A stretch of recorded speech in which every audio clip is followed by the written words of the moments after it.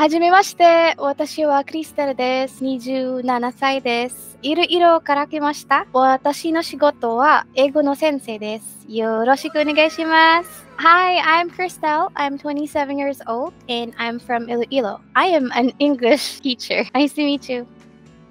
Ever since I was young, I've been interested in Asian languages and cultures. Yan yung actually yung reason bakit gusto ko mag-learn. Kasi gustong-gusto ko talaga yung Asian culture, Asian language. Number one na talaga sa list ko si Japanese. And then also, I was thinking, if ever I was given a chance in the future, it would be parang a great plus if I know how to speak the language. Dati pag nag-attempt na talaga akong mag-aral ng Japanese, I'm not really saying background, pero parang meron ng little bits of pieces that intrigued me to learn Japanese. Kaso nga lang, nung nalaman ko na 3 yung alphabet, parang na-intimidate ako kasi meron pang kanji, may hiragana, may katakana.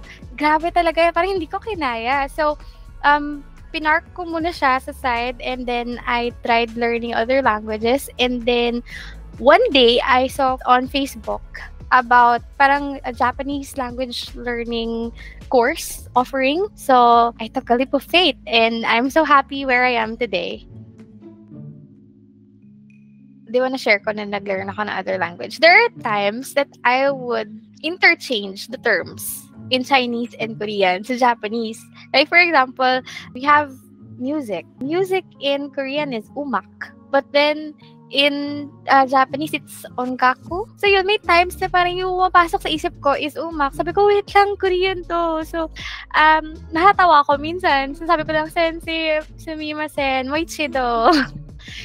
Pero aside from yung language struggles, kasi as you said, pwede naman siyang ma-improve by really practicing daily, no? One thing that parang contributes to my struggle in learning the language is yung parang lifestyle natin. Kasi I have a baby and my baby's only 1 year old. So parang I need to juggle my duties as a mom and as a student. And at the same time, I'm trying to find more time to work as an English teacher. So yung tinatawag nating parang time management, nagpe-play siya ng role sa sa journey ko ng pag-learn ng Japanese. Wala ko masyadong time mag-aral, and even though na sabi nga nila sensei and ng iba naming classmates na mabilis ako mag-pick up, pero last week talaga ang hirap-hirap humabol kasi parang ilang araw lang yung pasok ko.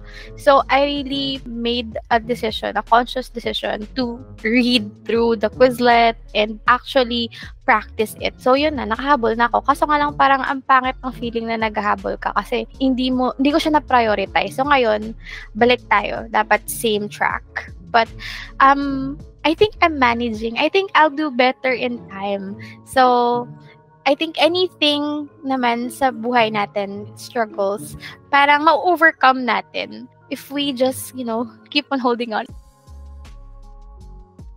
Actually, what I liked about Zuit, especially my sensei, Ann Sensei, kasi nakapag-try akong wala akong, let's say, formal talaga na education sa foreign languages. Ngayon lang talaga ako with Zuit, or I mean, like, language institution.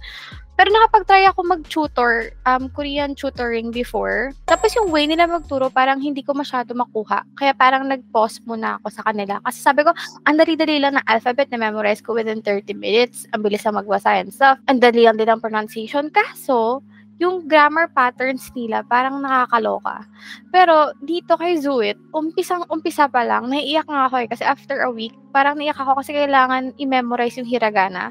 But then the way the teachers taught Japanese, kuhang-kuha ko agad. So, alam ko na maganda talaga yung teaching style and yung pag-push ni Zuit sa mga teachers nila to teach us na, non-native sa Japanese language.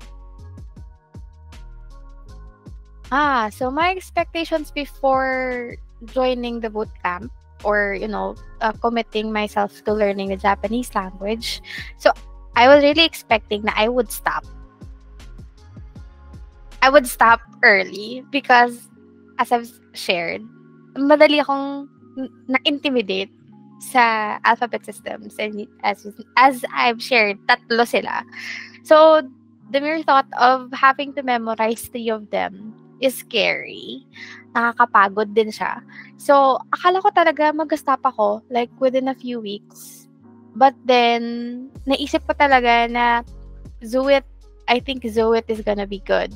So, I was expecting na I would be able to not really ace, pero be good at learning Japanese with Zoet. And yun nga. Kasi maganda nga yung experience ko. Alam mo yung kasabihan in Tagalog na, malayo pa, pero malayo na. So, parang ganun, happy ako. Kasi, kaya ko na-introduce yung sarili ko in Japanese. O, di ba? Last month, di ko in my wildest dreams ever think na I'll be able to speak or even understand one Japanese sentence. So, yun yung expectation ko dati na di ko kaya, give up ako agad. Pero, yun nga, I pushed through and I'm here now. I'm so happy with my experience. Wala ko maisip. Kasi our sensei gives us a lot of time to practice. Like, hindi lang yung tipong magtatanong siya at sasagot ka. As in, papracticein ka talaga niya and you need to ask your classmate and then your classmate answers and then, back and forth.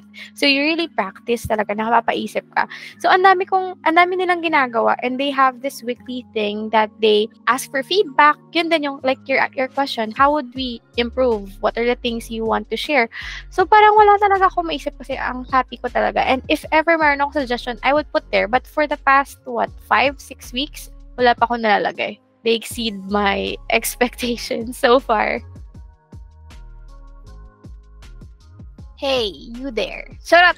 If you're still looking for a sign, if nag-iisip ka pa rin hanggang hindi ka pa rin makapag-decide kung tutuloy mo ba yung pag-learn mo ng Japanese language, this is your sign. And do it with Zoet. I'm telling you, I was hesitating last month. And not just last month. I was hesitating for the past 10 years. If I should, pursue learning the Japanese language. And by fate, andito ka ngayon, you're watching this video because the universe is telling you na push, go ka sa dream mo, and go with Zoet because they're really good. If I overcame my struggles and, made that decision to learn Japanese with Zoet, then you would definitely be as good or baka you're going to be better than me in speaking Japanese. So go for it.